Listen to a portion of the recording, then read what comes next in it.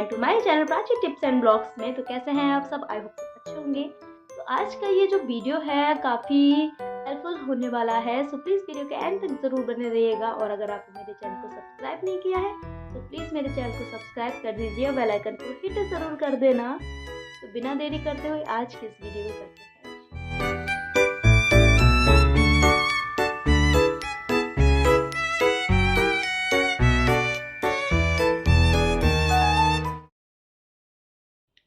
आज का जो टॉपिक है वो है कि कुछ माएँ जो होती हैं वो एंड टाइम पे प्रेगनेंसी उनकी चल रही होती है, और एंड टाइम पे क्या होता है, जब उनकी डिलीवरी होने वाली होती है और डॉक्टर उनको चेक करता है और उनको बताता है कि उनके बेबी के जो गले में गर्भनाल जो जिसे हम लोग कहते हैं वो फंस गई है, तो यहाँ पे हमारी नॉर्मल डिलीवरी नहीं हो सकती है, सिजेरियन ही। क्योंकि बहुत से ऐसे केसेस हैं जो सिजेरियन के जो केसेस हैं वो सिर्फ इसी वजह से होते हैं कि आपके बेबी के गले में गर्भनाल फंसी हुई है और आपका नॉर्मल नहीं हो सकता, आपका सिजेरियन ही होगा। तो यहाँ पे हमको कौन सी ऐसी चीज़ों से बचना चाहिए, कौन से ऐसे कामों से बचना चाहिए, कौन से ऐसे काम नहीं करने चाहिए जिससे कि हम इस समस्या से बच सकें और हमारी नॉर्मल डिलीवरी में कोई दिक्कत नहीं है। क्योंकि नॉर्मल डिलीवरी ज़्यादा बड़ी बात नहीं है, हमारे ही हाथ में होता है। अगर हम स्टार्टिंग में सारी चीज़ें सही करके चलते हैं तो हमारी एंड में नॉर्मल डिलीवरी ही होती है। लेकिन कुछ लेडीज़ नहीं चाहती हैं कि उनकी नॉर्मल डिलीवरी हो। फिर भी हमको इन सब चीज़ों से, इस चीज़ से कैसे बचना चाहिए कि हमारी आपको सबसे पहले क्या ध्यान में रखना है, अगर आपका 7 मंथ तो ये बहुत ज़्यादा ज़रूरी होता है। अगर आप सिजेरियन चाहती हैं तो सिजेरियन करा लें। फर्स्ट टाइमस्टर में भी बेबी को बहुत ज़्यादा दिक्कत हो जाती है। अगर बेबी में भी इतनी ज़्यादा ग्रोथ नहीं होती है, गले में गर्भनाल 7 मंथ यानी कि बेबी को काफ़ी ज़्यादा दम घुट रहा होता है, बहुत सारी चीज़ें, तो उस टाइम पे बेबी की जो गर्भनाल है उसमें फंसने का ध्यान रखनी चाहिए, जिससे ना काफी जो गले में समय पे हमको ये सारी चीजें बिना देरी करते हुए इस वीडियो रखनी है शुरू। तो सबसे पहली चीज हो गई वो है आपकी कि अगर आप कपड़े धो रही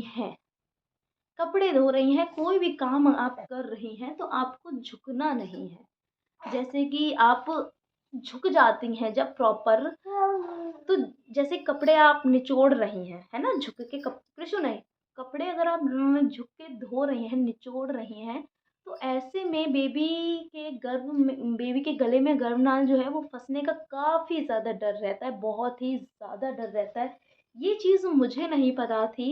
मेरी एक रिलेशन में भाभी लगती हैं, उन्होंने जब मेरा बिल्कुल 8 मंथ चल रहा था तो उन्होंने हमसे ये कहा था, प्राची अगर तुम नॉर्मल चाहती हो तो तुम सिर्फ इतना करना कि अगर तुम कपड़े धो रही हो तो तुमको झुक के कोई काम नहीं करना, झुक के कपड़े निचोड़ने नहीं है। क्योंकि अगर अब तुम झुकोगी तो इससे होता है, बेबी के जो गले में गर्भनाल फंसने का काफ़ी ज़्यादा रिस्क होता है और फंस भी जाती है। दूसरी चीज़ ये हो गई कि हमको कोई भी सामान नीचे झुक के नहीं उठाना है। झाड़ू लगा रहे हैं तो झुक के नहीं लगाना, नॉर्मल बैठ के आप लगा लीजिए, इससे भी नॉर्मल डिलीवरी काफ़ी ज़्यादा चांसेस हो जाते हैं। 2 फायदे होते हैं, एक तो गर्भनाल नहीं फंसती है, दूसरी चीज़ तो इस जगह पे आपके 2 काम हो जाते हैं। आपको एक तो नॉर्मल डिलीवरी में काफ़ी ज़्यादा आराम हो जाता है, दूसरी चीज़ बेबी के जो गले में गर्भनाल भी नहीं फंसती है। इसके बाद आपको झुकने वाले जितने भी काम हैं वो सारे आपको अवॉइड करने, कृषु नहीं, आपको झुकने वाले जितने भी काम है वो सारे आपको अवॉइड करने हैं। क्योंकि इससे ही बेबी के गर्भ में उसमें तो गले में गर्भनाल फंस जाती है और आपको रिस्क हो सकता है। दूसरी चीज़ ये हो गई, आपके गर्भनाल फंसने का एक और रीज़न होता है कि आप बाइक पे ट्रैवल करती हैं। जब आपका 7 और 8 मंथ चलने लगता है, आप बाइक पे जब ट्रैवल करती हैं, गड्ढे गुड्ढे आते हैं, तो इनसे भी काफ़ी ज़्यादा इफ़ेक्ट पड़ता है, आपकी बेबी के गले में गर्भनाल फंस सकती है।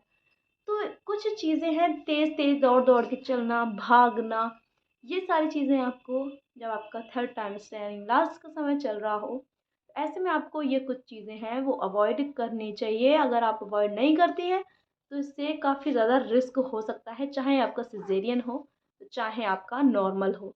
क्योंकि हम लोग को कोई दिक्कत नहीं होती है, हमारे बेबी को दिक्कत होती है। तो ये सारी चीज़ें आप ज़रूर ध्यान में रख के ही अपने सारे काम जो भी किचन के हैं, कोई भी काम है, वो सारे काम आप करिए, लेकिन इन सब चीज़ों को ध्यान में रख के करिए।